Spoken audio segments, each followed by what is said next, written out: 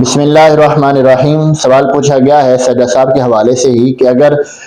ہم دونوں طرف سلام پھیر دیں، نماز سے فارغ ہو جائیں، تو پھر یاد آیا کہ واجب تو ترک ہو گیا تھا نماز کے اندر، اب سجدہ صاحب کرنا اس وقت جائز ہے یا ہم دوبارہ نماز کو لوٹائیں گے؟ دیکھیں، اس میں ایک دو صورتیں ایسی ہیں کہ اگر ہم سلام پھیر دیں دونوں طرف، پھر ہمیں یاد آیا اور ہماری مجلس چینج نہیں ہوئی، مجلس بدلی نہیں ہے۔ مجلس بدلنے سے مراد یہ ہے کہ ہم نے کوئی ایسا عمل نہیں کیا جس سے نماز ٹوٹ جاتی ہے، یعنی کسی سے کلام نہیں کیا، ہم اٹھ کے دوسری طرف نہیں چلے گئے، ہم نے کھانا وغیرہ نہیں کھایا، بلکہ اسی طرح بیٹھے ہوئے ہیں،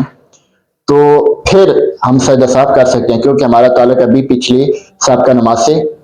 قائم ہے۔ لیکن اگر ہم نے سلام پھیرا، دونوں طرف پھیر کر ہم فوراً ہی کلام کرنا شروع کر دیا، یا ہم نے ایسا عمل کیا کہ جو